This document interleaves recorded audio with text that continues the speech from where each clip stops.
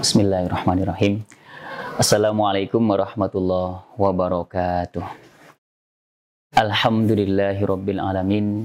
Alhamdulillahilladzi arsala rasulahu bil huda wa dinil haqq liyudhhirahu 'alad dini kulli walau karihal musyrikun. Asyhadu an la ilaha illallah wa asyhadu anna Muhammadar Rasulullah sallallahu alaihi wasallam wa ala alihi wa ashabihi amma ba'd. Para pemirsa, kembali lagi kita dipertemukan di dalam acara yang insya Allah barokah. Kita kembali lagi menderes apa yang telah ditinggalkan oleh Rasulullah kepada kita sebagai umatnya. Pada kesempatan kali ini, kami ingin menyampaikan, menderes kembali tentang hadis Rasulullah. Diriwayatkan dari sahabat Abu Sa'id Al-Khudri, qala Rasulullah sallallahu alaihi wasallam, man qala raditu billahi robba wa bil islami dina wa bi Muhammadin sallallahu alaihi wasallam rasula wajabat lahul jannah. Artinya Rasul pernah bersabda, barang siapa yang berdoa kalimat ini, aku ridho Allah sebagai Tuhan, aku ridho Islam sebagai agama, dan aku ridho Muhammad sebagai utusan. Rasul mengatakan wajabat lahul jannah, maka dia wajib mendapatkan surga. Para pemirsa, yang harus kita kuatkan lagi dari hadis ini adalah begitu besar fadilah yang telah disampaikan oleh Rasul jika seseorang mau berdoa kalimat ini. Karena sebetulnya kalimat pendek ini mengandung pengertian yang sangat luas, sangat besar.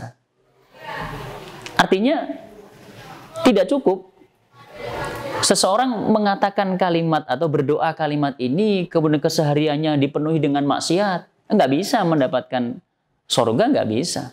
Karena seseorang ketika sudah mengatakan aku ridho Allah sebagai Tuhan, maka konsekuensinya dia harus meninggalkan semua yang telah diperintahkan oleh Allah untuk ditinggalkan.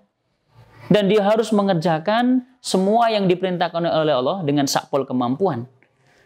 Kemudian telah mengatakan aku ridho Islam sebagai agama, maka mengikuti apa yang telah dipoin-poinkan di dalam Islam, yang ada di dalam pedoman Islam, kita ikuti semuanya.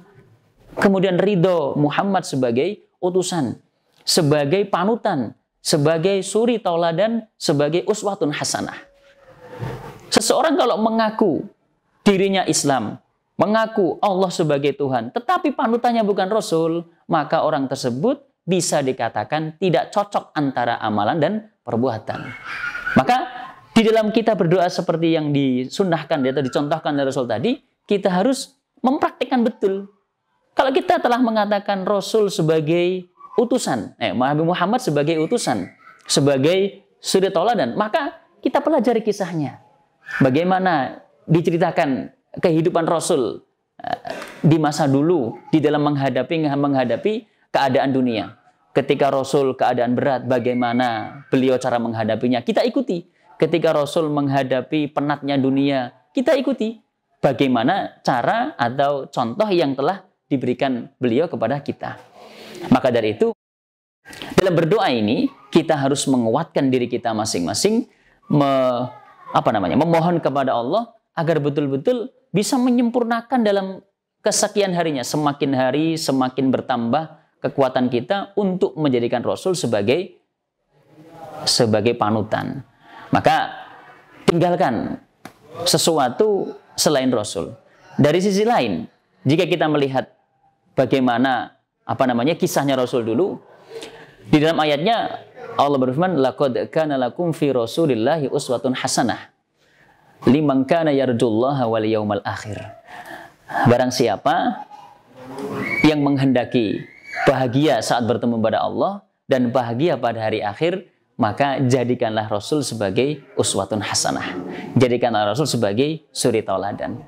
Jika kita lihat, jika kita bandingkan, tidak ada satupun manusia di muka bumi ini yang sesempurna Rasul.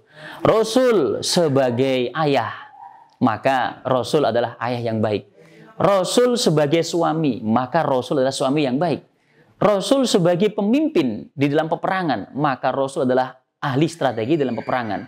Rasul dari sisi agniya atau kedermawanan, maka Rasul adalah orang yang senang berbagi. Maka Rasul itu manusia yang sempurna. Tidak ada manusia sesempurna Rasul.